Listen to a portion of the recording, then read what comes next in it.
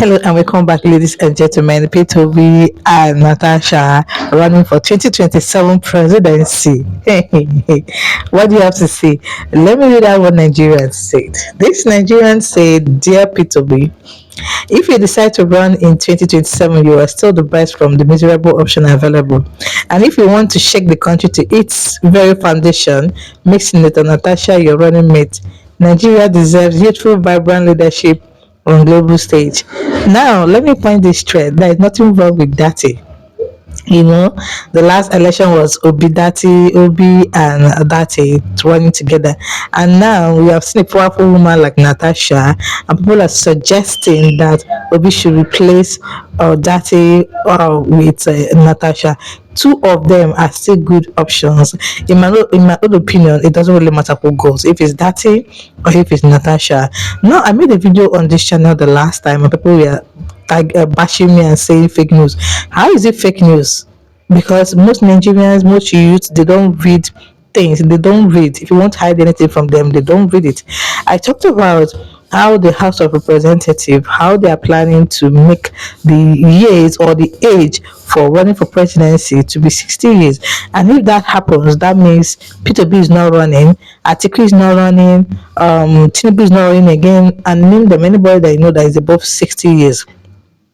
And people are tagging it fake news. If you don't know anything about anything, don't just come out and say it's not. There is this current bill. It has passed the second reading in the House of Rep. And it's even an able man that even sponsored that bill.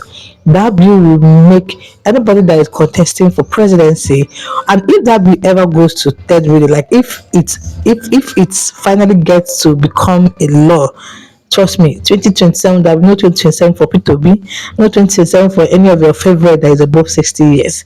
Although that bill is currently under criticism, a lot of people are saying giving people age limit for presidency and all that is you restricting their constitutional right to participate in things. So me also, I'm not in support of that. So you can go check out this video. I detailed the information there in that video. Now I want to ask this question. You know, recently the Court of Law, the High Court Judge, Justice Nyako Binta Nyako also restricted Natasha, Akpabio, and the Senate from going public to grant interviews regarding the gross misconduct and anything that pertains Natasha and Akpabio's case for now.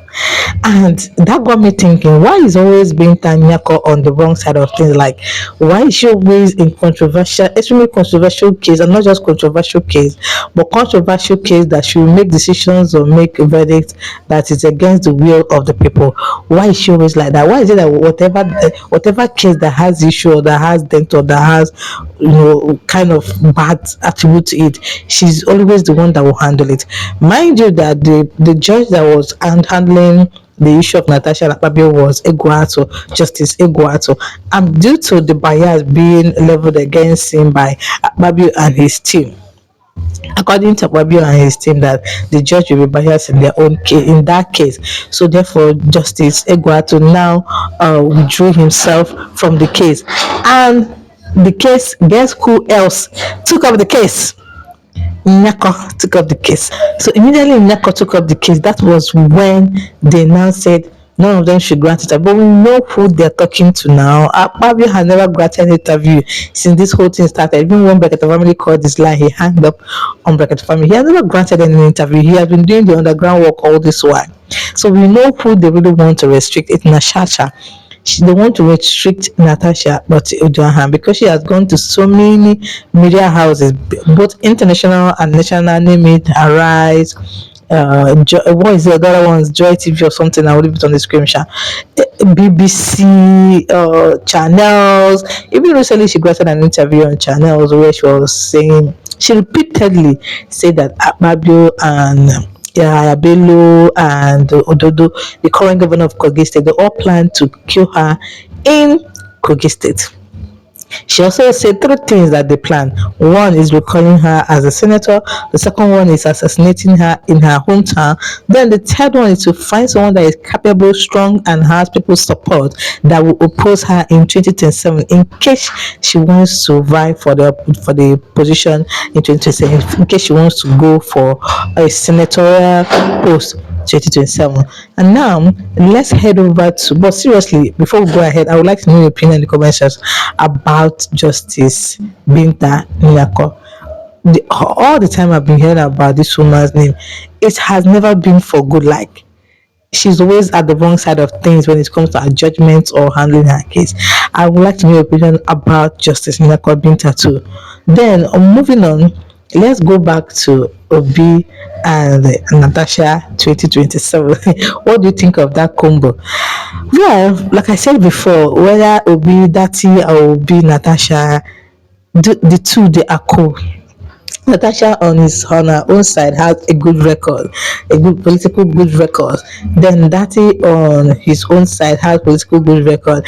And there is this another thing, that there is this interview that Peter Obi granted recently on Arise TV. I think he was mentioning any coalition that does not involve moving forward, because recently Kwankwa, so Everify, ATIKU, and Obi, I think they are kind of talking about coalition that, that will enable them or strengthen them to remove this bad government and replace good government. But Obi wasn't in the meeting that day. Even people were speculating that even if he wasn't there, that he's still, I mean, they are still including him in the coalition. So, but Obi made it clear that any coalition that doesn't involve moving Nigeria forward, that they do. They there. Meanwhile, let's take a look at this video online. I don't know if we created it, but it's funny. But I want you guys to laugh before we continue.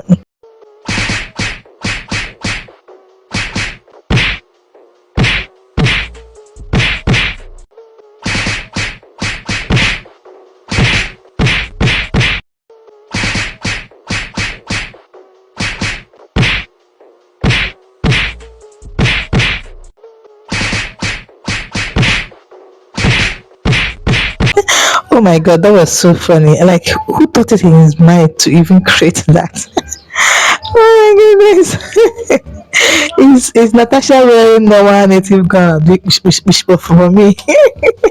In fact, we need to give kudos to the person that did that. Like, I watched it, I couldn't hold my laughter. I said, no. I'm going to come over here and share it with you guys.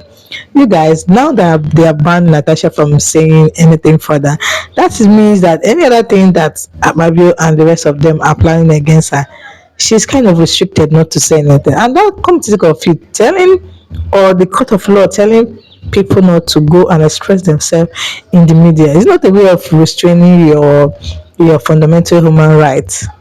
I think it's not a way of restricting your fundamental human rights, because I don't like. I think they shouldn't really have that restriction to tell you what to do with your free speech or not. In summary, guys, Obi Datti or Obi Natasha is cool by me.